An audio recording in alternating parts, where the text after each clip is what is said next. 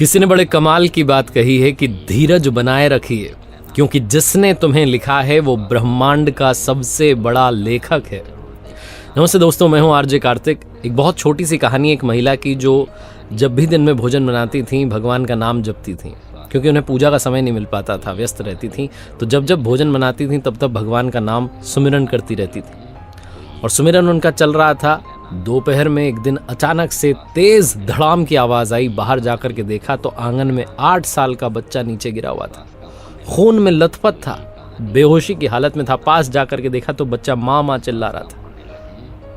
मन तो आ कि जोर से आवाज दें, बुलाएं लोगों को, लेकिन किसे बुलाती, घर में कोई था ही नहीं, कोई मदद के लिए आ भी नहीं सकता था।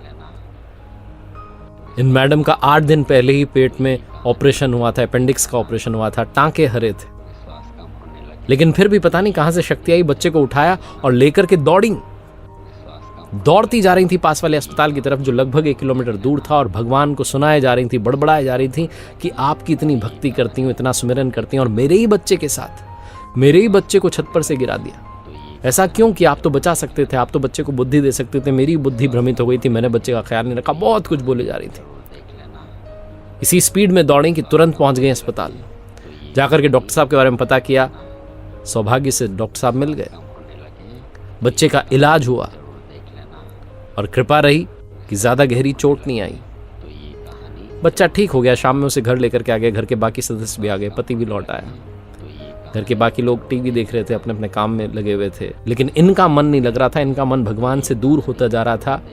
माँ की जो ममता थी वो भगवान को चुनौती दे रही थी कि आपने ये क्या कर दिया, मेरे बच्चे को गिरा दिया, मैंने इतनी भक्ति की, पूजा पाठ की, अब मैं आपका नाम नहीं लूंगी। बहुत कुछ सोच रही थी।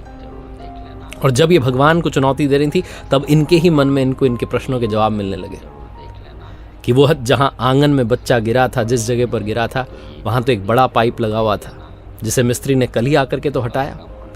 अगर वो मिस्त्री नहीं आता, वो पाइप नहीं हटता, बच्चा उस पर गिर जाता तो ना जाने क्या हो जाता। शायद बच्चा चला जाता, बचता भी नहीं। फिर मन में जवाब मिला दूसरे सवाल का कि तुम्हारे पेट का तो ऑपरेशन हुआ, अपेंडिक्स का, टांके लगे हुए हैं पेट में, अभी तो टांके भी हरे हैं, लेकिन तुम तो दौड़ती चली गई 1 किलोमीटर दूर तक। अपने बच्चे को, 25 किलो के बच्चे को दौड़ा करके लेके चली गई।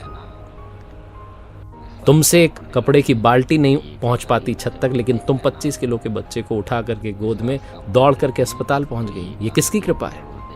और वो डॉक्टर साहब जो कि हॉस्पिटल में 2 बजे तक मिलते हैं, उस दिन 3:30 बजे तक अवेलेबल थे, उपलब्ध थे।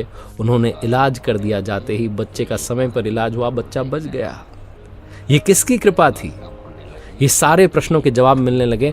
और जब ये हॉल में गई तो पति इनके टीवी पर प्रवचन देख रहे थे। उस प्रवचन में जो प्रवचन दे रहे थे वो कह रहे थे कि भगवान कहते हैं कि संकट को आने से नहीं रोक सकता, लेकिन तुम्हें इतना सामर्थ्य, इतनी शक्ति, इतना साहस दे सकता हूं कि तुम संकट का सामना कर पाओ।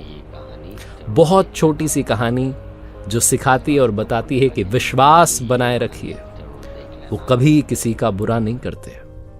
क्योंकि कहानी कैसी लगी कमेंट करके जरूर बताइएगा। चैनल पर नए हैं तो चैनल को सब्सक्राइब करना बिल्कुल भी मत भूलिएगा।